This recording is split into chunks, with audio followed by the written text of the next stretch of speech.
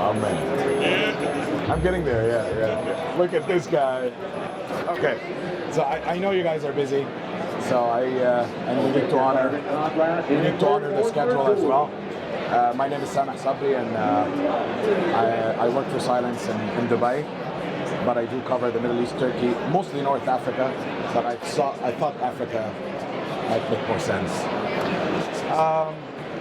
I'm not a big fan of quotes, but I personally like this quote so much and I believe in it. We expect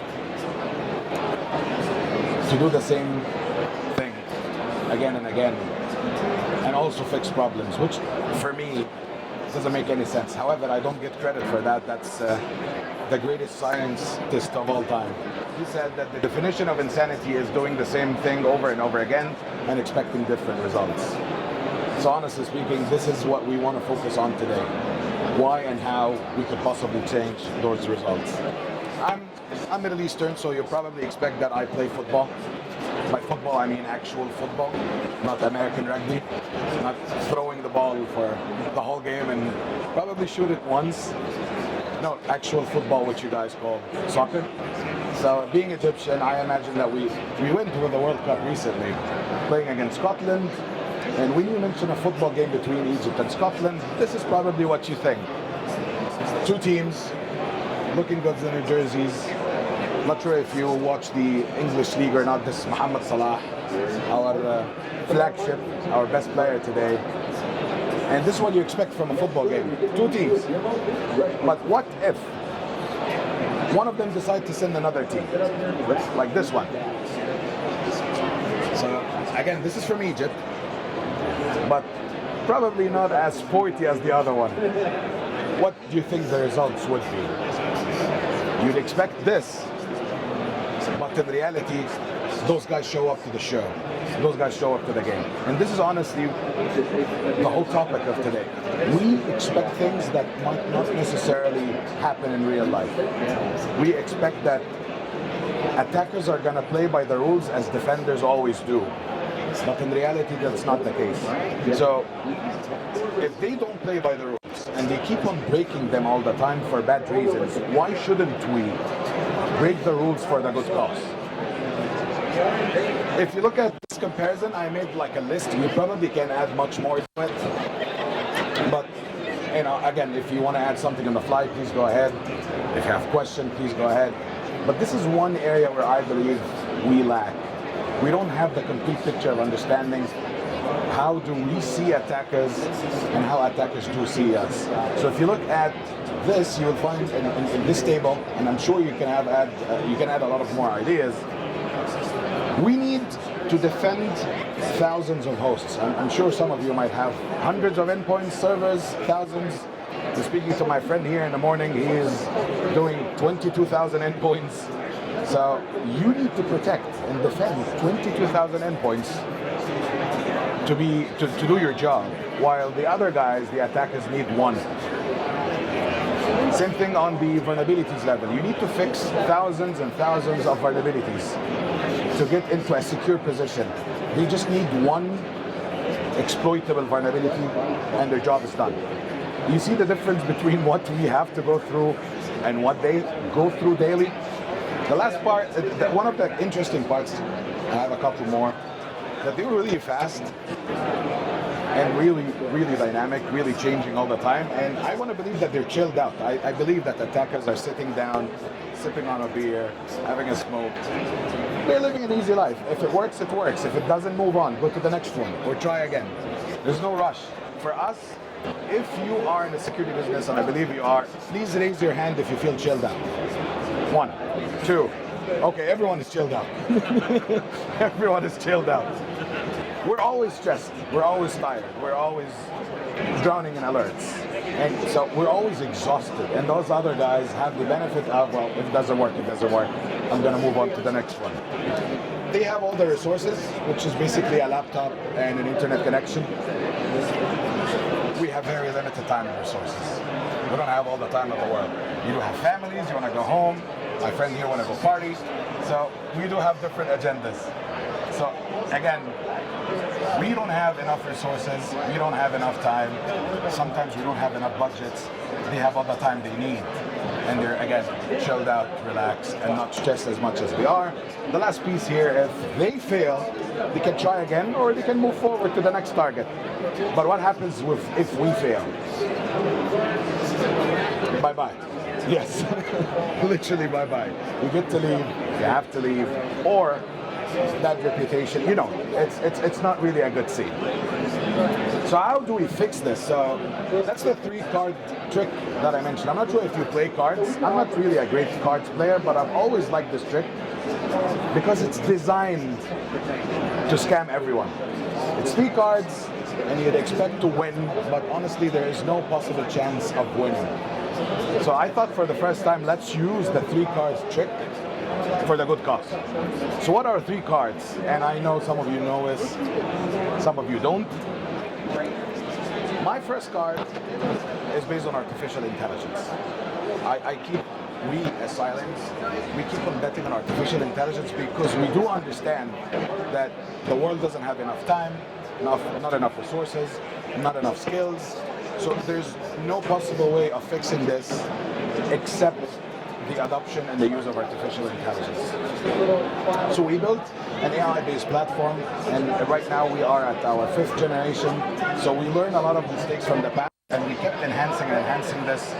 And right now, today, it's really in a very mature stage. We are based on a prevention-first strategy. So while so many people around the world believe that you need to do things as quickly as possible, or maybe detect things as quickly as possible, and then respond as quickly as possible, we thought about building something that would eliminate a lot of noise and stop a lot of bad things pre-execution before damage and loss. So we are completely based on prevention, while actually adopting other tools to help you either detect things at an early stage before they are really malicious, or actually in a way give you visibility into what you need to do next. Because again, AI is what we do, but since I'm a foodie, as you can see, I call it like a pizza crust. So AI is the crust, but we shape it in a different way. I like the Italian pizza where it's like square, but you guys like the rounded big ones. That's fine. I eat it in the end, I enjoy it. It's really predictive as well, and when we say that, some people think it's a marketing term. It's not. So what happens is when we see a modern attack, we go back into our machine learning models and we see which model was able to detect and prevent that attack. So we go back and we find out that we are on average 20 to 25, 24 months old while we stopped something that was really new. So this is where we call it a predictive advantage. It's not black magic. It's not really something that should scare you, but it's actually real. We go back in time and see which of our machine learning models would have been able to stop WannaCry or Petya, not Petya, any of those malware, and we find it on average between 20, 22, 24, 25 months old. Very low resources utilization. I was having a demo yesterday and the guy did not believe me when I opened up my task manager, because we were taking around 1% of the CPU utilization. In the Middle East, so many people sometimes doubt what we do, not as Cylance, but in general as security people. So once we were done with the deployment, the guy told me, "Are you sure you deployed anything?" I did not get a single concern from any of my users. Usually when we install something new, people say that my machine is dead, it's too slow. Did you install an agent on this machine? I said yes, but I removed the other one.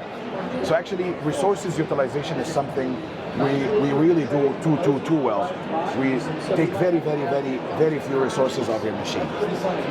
My second card would be an automation. Remember when we mentioned that we're understaffed, we're stressed, and we do have families, we do need to go home. So the only way to fix that gap is by automating a lot of things. And we do automation very well across all of our technologies. We're not going to go through them one by one, but me and my other colleagues are more than happy to demo any of those technologies today. But in a nutshell, we've built three different technologies to address three different problems. Cylance Protect was initially designed to address the content issue. What is bad? Like, what kind of bad content is there? Is it a malware? It's a ransomware, unwanted program, unwanted application, malicious payload? So it's something tangible. It's a content. And we address that with automation, pre-execution, and we typically promise our people to do it in less than 100 milliseconds. I have seen it done, not with my own eyes because I cannot quantify that, in 40 to 60 milliseconds. This is what Protect is, to understand the content and stop it. But as we grow, and as problems grow as well, and as needs grow to see what happens more, we introduced optics to address the context problem. What happened before and after the malicious content was delivered or executed? And last but not least, I want to answer this question: is George still George or not? Is Michael still Michael or not? So we introduced Cylance Persona to look into the behavior of user using biometrics, using keyboards, using mouse, and is it really him or not? Is it Sammy or not? Does he open those applications? No. Does he type in that way? Does he have his hands on keyboards in that way? If he's not the same person, or he maybe had a few drinks, let me ask him another question before I log him off. Or I log him off and force him to log back in using a one-time password or an external device or anything of that sort. Last but not least, although we built a great technology that helps with a lot of automation, but you might need some expertise, or you might not have enough time, or you might not have 24/7 SOC, or maybe you are new into the space of advanced endpoint security and you need a second opinion, or you need some guidance, you need some help, or you need to share responsibility with someone else. This is where we introduce Cylance Guard. So Cylance Guard comes to the picture to use the technologies we have built and map those technologies with the expertise we have in-house with the professional services team, with the consulting team, because we have been doing consulting for so many years and IR engagements and red teaming exercises. So actually Guard is a mix of everything good we have done in the past, and we continue to do now and in the future. So we took the technologies, we took the Threat Zero team. I'm not sure if you heard the name or not, you probably did. Great team that delivers and enhances and takes you from high volume alert level to a Threat Zero level. That's the name Threat Zero that comes from. Plus the consulting team that does incident response, threat hunting, and offer tier 1, tier 2, and honestly our tier 1 and 2 tier teams are equivalent to tier 2 and tier 3 in a normal SOC. So we took all of what we have done in the last 6-7 years and we put it together in Cylance Guard. These are my 3 cards that I believe if we use efficiently, we're gonna always win. Because the whole idea of the 3-card game is what do you call that in English? The opponent always lose. It's a scam. So we might as well scam the attackers by using artificial intelligence, because we don't have enough time and resources, and we need to predict what bad things could look like because the world is changing too quickly. We need to automate a lot because we're always understaffed. Remember, you are in charge of defending your organization in Egypt, but the whole world could be attacking you from all different parts of the world. So you need a lot of automation. Some people say that, no, maybe we're not ready for automation. Honestly, my humble answer is automation is a must today. Thousands and thousands of alerts and attacks and malwares and unwanted programs and exploits are delivered every hour, every day. If I keep on investigating that manually one by one, there's no chance. There's no chance. I need to automate as much as possible, eliminate as much noise as I can, and only orchestrate my responses on the few alerts that requires manual and human intelligence to do that. Any questions?